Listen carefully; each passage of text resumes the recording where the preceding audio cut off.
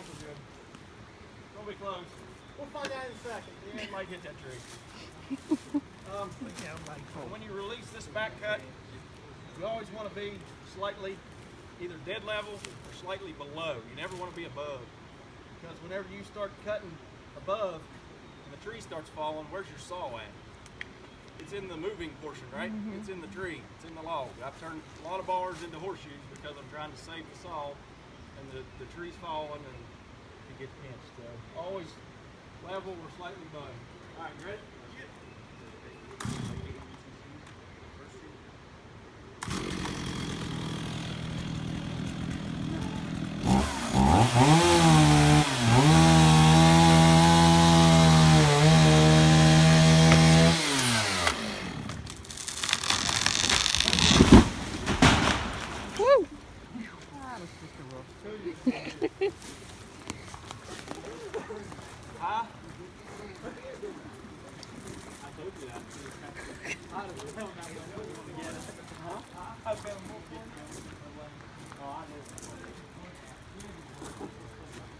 So you can see there, it went pretty well.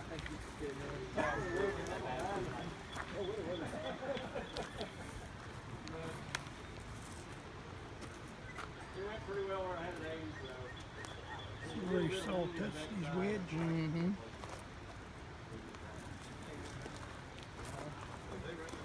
Yeah. You can see here.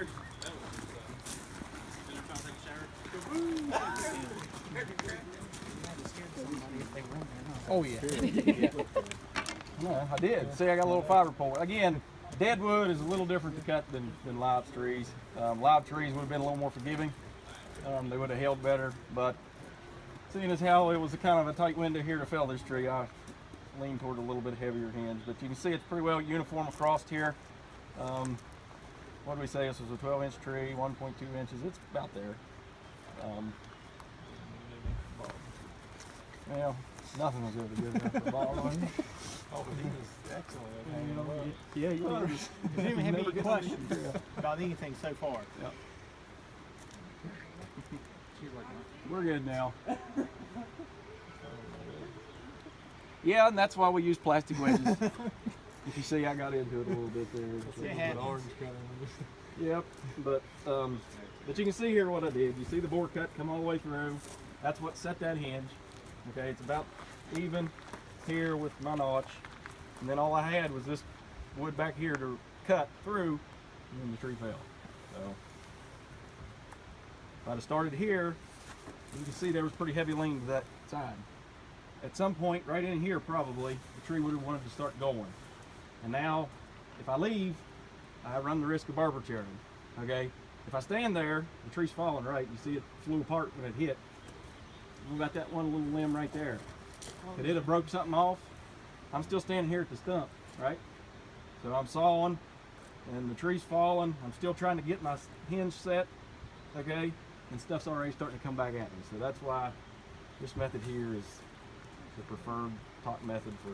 And 90% of the guys that die cutting trees are within 10 feet of this stump where they're cut. You get outside 10 foot, your life expectancy goes up by 90%. So, yeah, usually there is no set distance to retreat, but do it at a 45-degree angle to a safe. Normally a safe place is something bigger that you can get small behind. Yep. Run behind that little red oak there, so, or something. That's why like a lot of the cutters are thin guys. They're real thin. They can get behind almost anything and get protected. I've seen guys that will run and never turn around. I mean, you run. Me personally, if something's going to get me, I'd like to see it covered. I'll walk off and at least take a look, you know. Yeah, we get 10 feet back, we turn, we get behind something, we watch, so we know if we're getting blown back or anything like that. I've been hit, I know Chris has been hit. We've all been taken off our feet, almost knocked out. A little bit of blood once in a while, some days. I always get blood in me.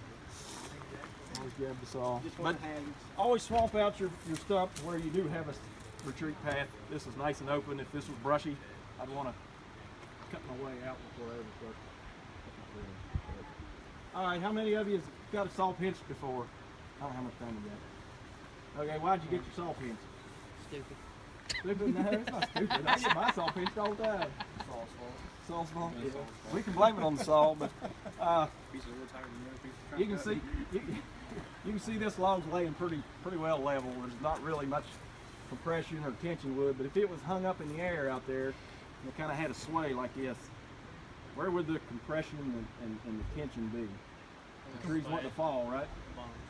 Okay, so the tree's trying to fall. What if I take my saw and just start cutting down from the top? It'll bench it, right? Because that's your compression. And on the bottom. What can you do when it's laying, when you can't really tell? What could you do to tell which way the tension and compression is? Start cutting. Start cutting, right? You're taking away this much wood, okay? The size of your bar is being cut away. Excuse me.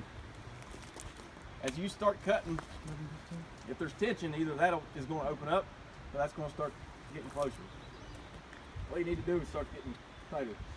Get this all out of there, right? Yeah. Simple, okay? You got a little bit on this. I mean, she's off the ground. You can show. All right. We're doing this all.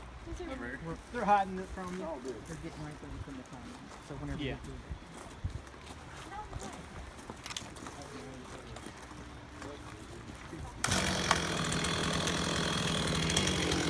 What's the top of it? Compressor or tension? Tension? Compressor? Okay.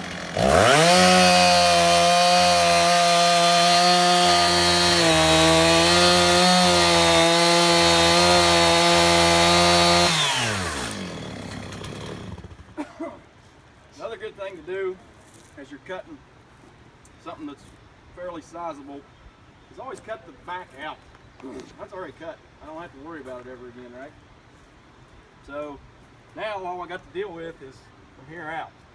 It's a whole lot easier to get this much of the bar out of a pinched log than the whole thing. So, and now just start cutting down and see what it does.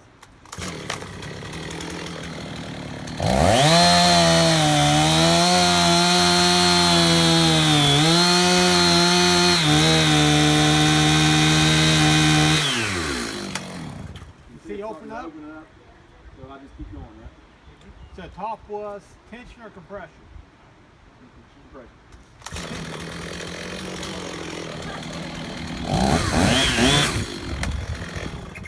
Tension because it's pulling open.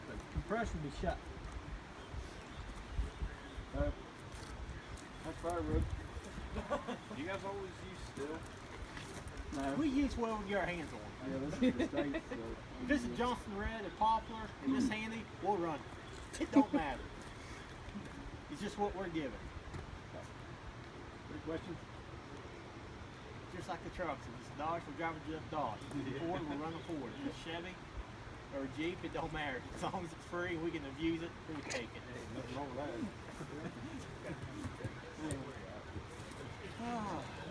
Now, you better cut out your Thank walkway. you.